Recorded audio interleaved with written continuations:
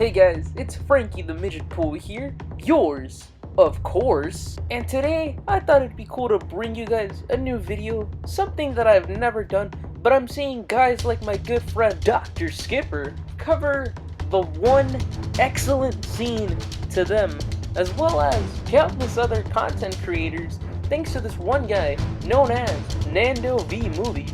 Originally, I wanted to cover Logan, but like my good friend Skipper said, I'm pretty sure everyone and their mom's gonna do Logan.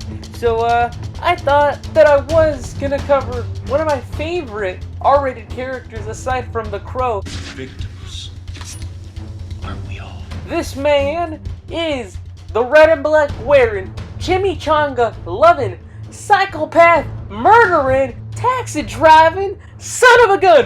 And I'm having a hard time holding these alligators down. Xavier, go fuck yourself. Just kidding, my dudes!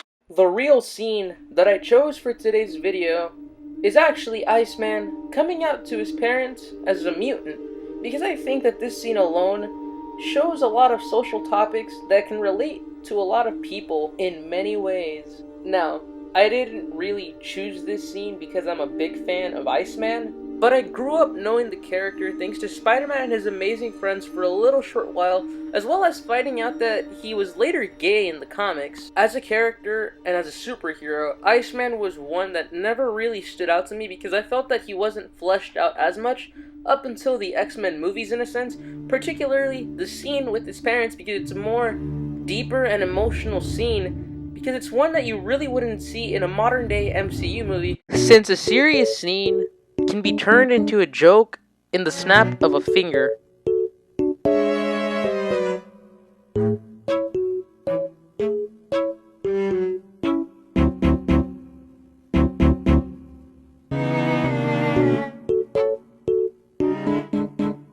Town High was wiped from existence. But then, 8 months ago, a band of brave heroes brought us back.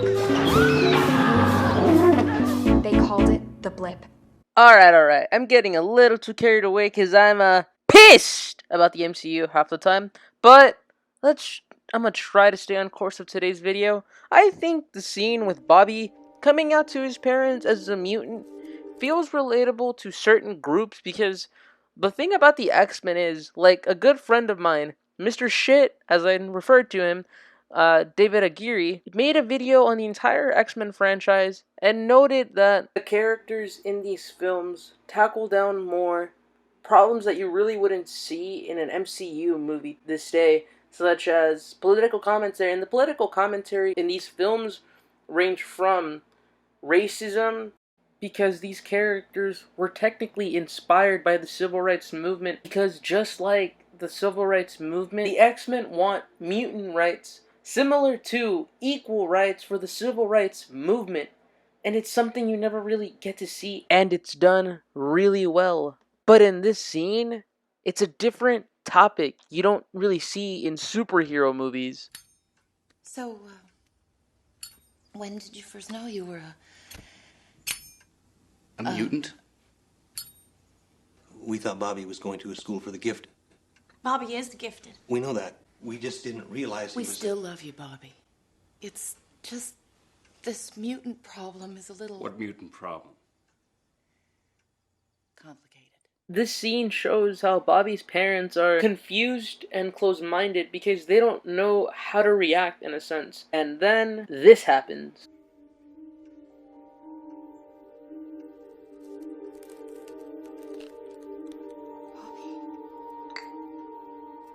You would think that Bobby's family would be proud and happy of his gifted powers they just witnessed, but instead, we see this. I can do a lot more than that.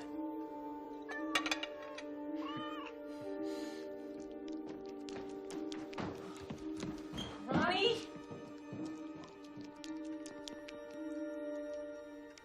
This is all my fault.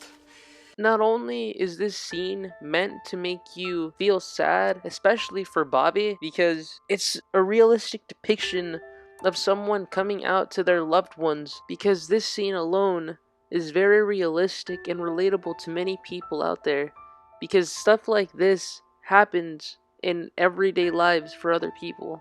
And it's just heartbreaking hearing Bobby's mother utter those words as if he's a failure for not being human because he came out a mutant. And from here, it just gets worse because Bobby's brother, Ronnie Drake, sells him, Logan, Rogue, and Pyro out to the police because he lies saying that his brother and everyone else there is holding not only him, but their family hostage. And because of it, the cops show up believing that the X-Men are a threat because they're just mutants. They're different. They're not like them. They're not normal.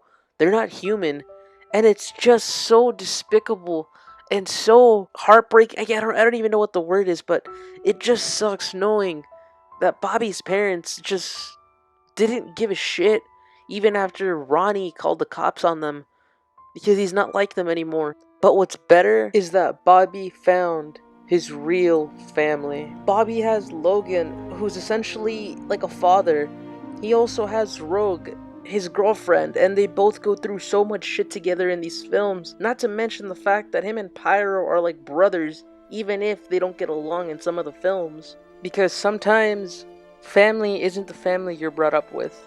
Sometimes family becomes the strangers or friends you meet along the way. And in the case of the X-Men, they became his real family. Thank you guys again for watching this video. It's something that I haven't done and I hope you guys enjoyed. Feel free to like, share, comment, or subscribe if you're new. It would really mean a lot since my channel is still growing. I have to say thank you to my friends such as Dr. Skipper and Mr. Shit, David Aguirre, for letting me reference their work and for rooting me on, as well as my Discord friends, since this is a tough video compared to my other ones, and I'm really happy with how it came out. Thank you guys again. Feel free to check out my channel. I have tons more video essays and I have tons more cool projects coming in the future. This is Frankie the Midget Pool, yours of course, signing off.